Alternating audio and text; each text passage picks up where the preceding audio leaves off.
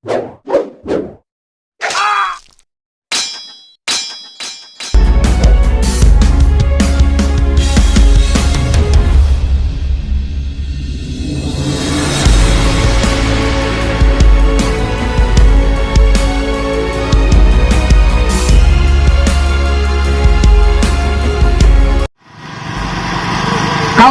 seperti ini, seperti yang disebutkan oleh Pak Ruh tadi, saya secara pribadi juga masih optimis dengan kerja-kerja Kejaksaan Negeri dibandingkan dengan penyidik di kepolisian seperti yang saya omong tadi.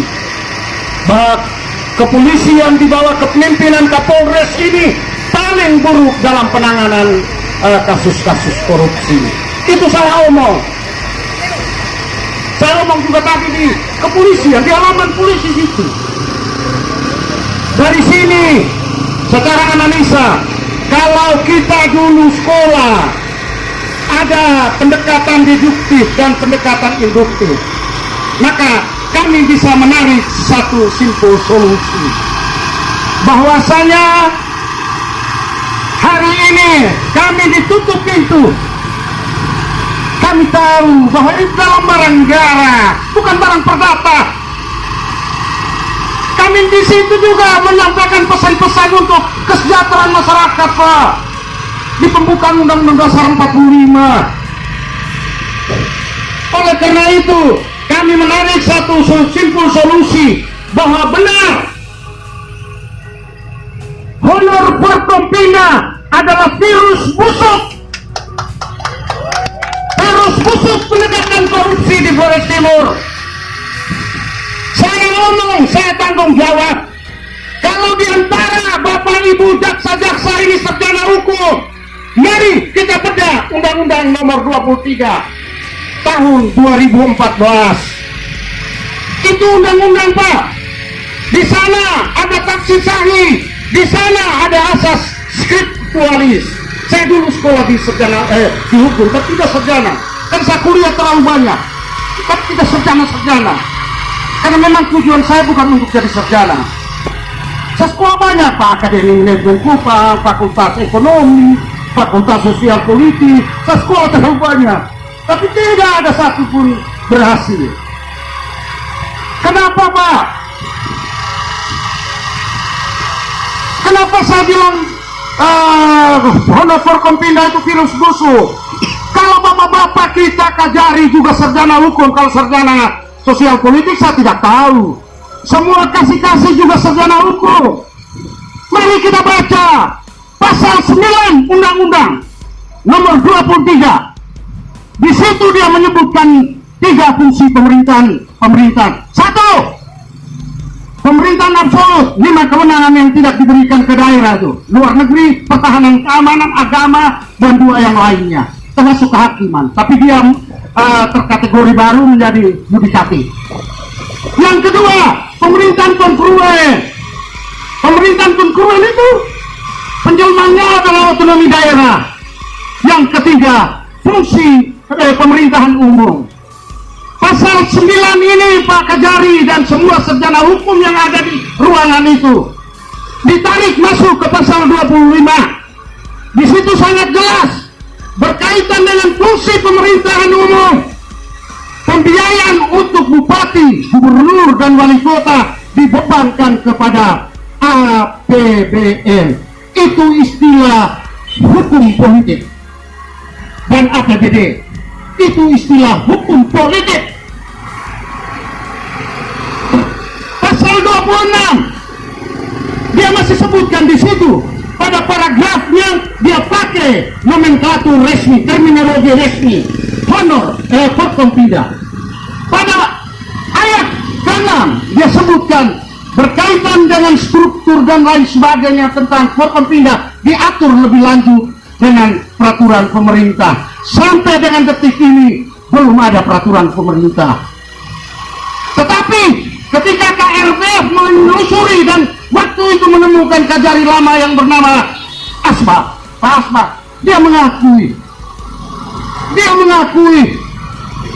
Saya juga bilang, Pak, terima uang tidak halal itu. Di Masjid Mary juga saya ngomong, kau makan barang haram itu? Bagaimana pejabat penegakan hukum menerima sesuatu yang tidak ada pendasaran hukumnya? Bagaimana dia terima 20 juta per bulan? Memunculkan segresi sosial. Orang miskin tambah miskin. Dan itu praktek penyelenggaraan pemerintahan hari ini. Saudara-saudaraku, kita jangan membuat silogisme bahwa di kabupaten lain, di provinsi lain, dasar hukumnya tidak ada kok. Itu adalah tipikal manipulasi perilaku koruptif. Ketika di sini terima manipulasi perilaku koruptif. Kenapa? Kami punya pendasaran pada pasal 2 Undang-Undang Tipikor. Dia berangkat dengan setiap orang melakukan perbuatan melawan hukum.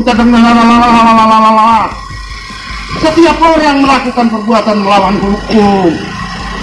Pak, oleh karena itu mempertebal buruk sangka kami bahwa kenapa belanja hibah yang kami serahkan 1 tahun 6 bulan yang lalu, yang jelas-jelas Pak,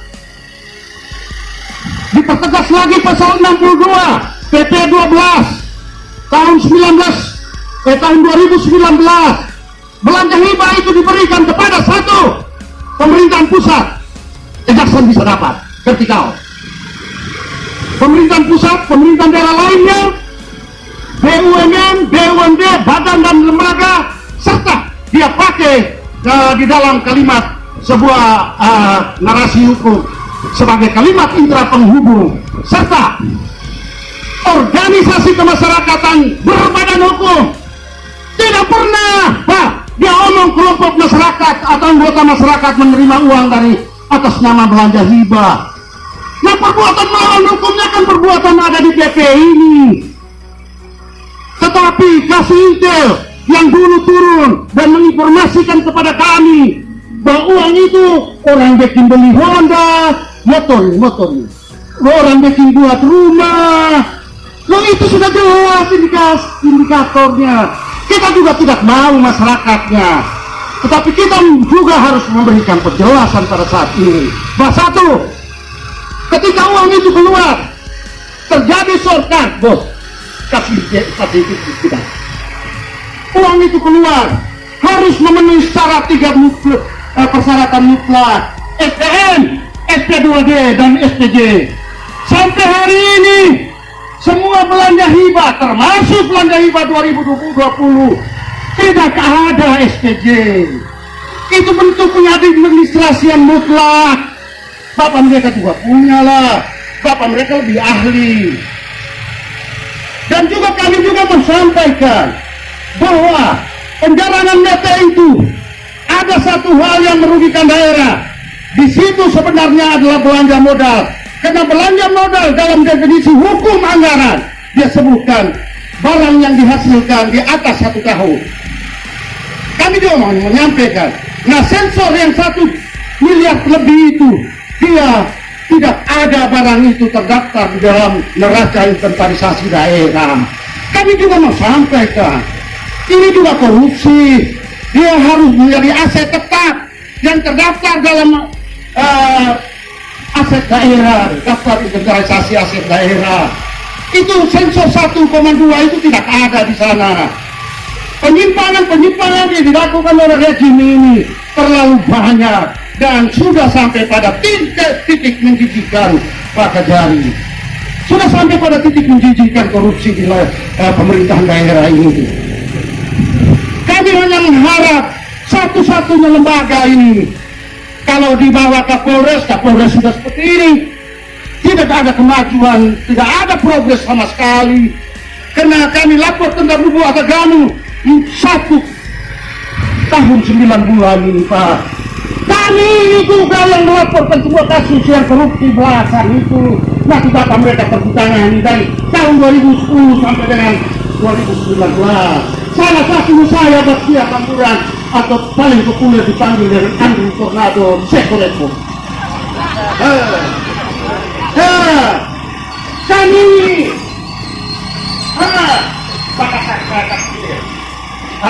oleh karena itu Tolonglah Pak Kasih, tolonglah. Belanja hibah ini sudah hancur kayak lepas. PAD kita turun hari ini. Kita ambil standar dari kepemimpinan politik Pak Yosni 2016. PAD kita 71 miliar. 2020 PAD kita mangkrak turun melandai menjadi 52. Sementara belanja yang dibebankan dari PAD 106 miliar. Artinya 54 miliar yang dirampok dari daun. Maka lihat standar pelayanan minimal di daerah kita ini, Bapak Ibu. Daerah ini kalau dipimpin oleh rezim Bereung ini tambah 1 tahun lagi bangkrut. Pak Jaksa, Pak Ransman, bangkrut Pak. Korupsi ini derajat naiknya berdasarkan deret ukur, tidak deret hitung lagi. Oleh karena itu, kami masih sangat mengharapkan lembaga ini. Sampaikan salam kami kepada pembesar-pembesar bos-bos mereka di atas lah. Jangan coba untuk menutup pintu masuk penegakan korupsi. Ngeri sekali korupsi, ngeri.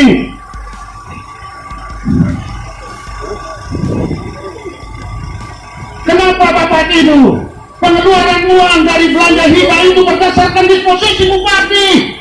Sebenarnya kan harus dari SDM pengguna anggaran.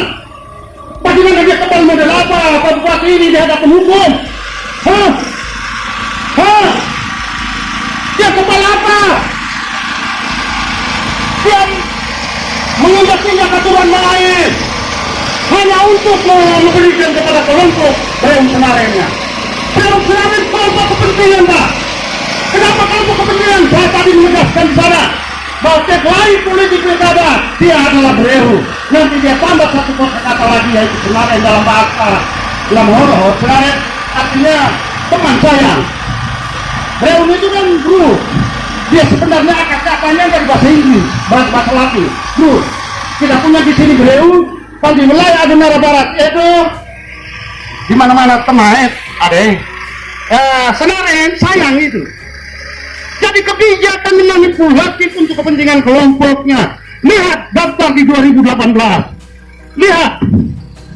Satu desa sampai 70-an orang. Pak, Ibu. Malah sampai dengan hari ini di kecamatan Adi Adonara, satu kampung hanya 1 orang. Itu salah. Ini bukan distribusi keadilan. Makanya ketika uang keluar berdasarkan pengakuan bendahara atas di hadapan tim auditor BPK, bahwa uang itu keluar berdasarkan disposisi bupati yang 10 miliar lebih kami masukkan di sini itu. Nah di aturan tidak ada. Aturan menyebutkan bahwa bupati kepala daerah selaku penguasa anggaran atau donatur anggaran, bukan pengguna anggaran. SPM harus diterbitkan oleh pengguna anggaran. Maka tangkap itu dulu dalam kerangka full bucket. Tangkap itu bendahara. Juga tangkap itu bupati. Uang terlalu banyak belanja hibah ini. Kasihan stimulasi mikroekonomi kita hancur babak belur. PAD kita melandai turun. Uang hanya diberi orang lalu kok. Juga kepada Pak Kajari kami sampaikan bahwa kedudukan gubernur dalam undang-undang 2000 undang-undang pemerintahan daerah sebagai pembina dan pengawas telah mengeluarkan rekomendasi kepada Bupati Flores Timur. Itu ada tulisan tertulis bahwa uang diberikan kepada masyarakat adalah uang yang sifatnya perlombaan dan memberikan orang yang berprestasi di bidang olahraga, bukan uang diberikan kepada Bereung Senaren. Uang jutaan Pak. Kami juga informasikan berdasarkan data dan temuan kami. Tolonglah Pak kasih intel. Kerjaan ini dimandekan, sengaja digunting dalam lipatan. Kipas hari. Bahwa uang itu dicairkan. Coba garap, uang itu dicairkan dalam bentuk dipotong 33 juta. dipotong 33 juta Pak oleh orang-orang di koperasi, oleh dinas koperasi Pak. Uang sudah puluhan miliar, total sampai dengan hari ini mungkin sudah 30-an miliar Pak. Tolonglah pikirkan daerah ini sehingga kesan penegakan hukum tidak menjadi pecundang hukum, tidak menjadi pembunuh negara. Apa istimewanya bupati tidak bisa diraba oleh hukum? Istimewanya apa? Undang-undang dasar bilang kita semua adalah sama kok. Negara ini tidak punya budak apa segala macam. Semua sama di mata hukum dan pemerintahan. Saya capek jadi stop dulu, Pak Kasih.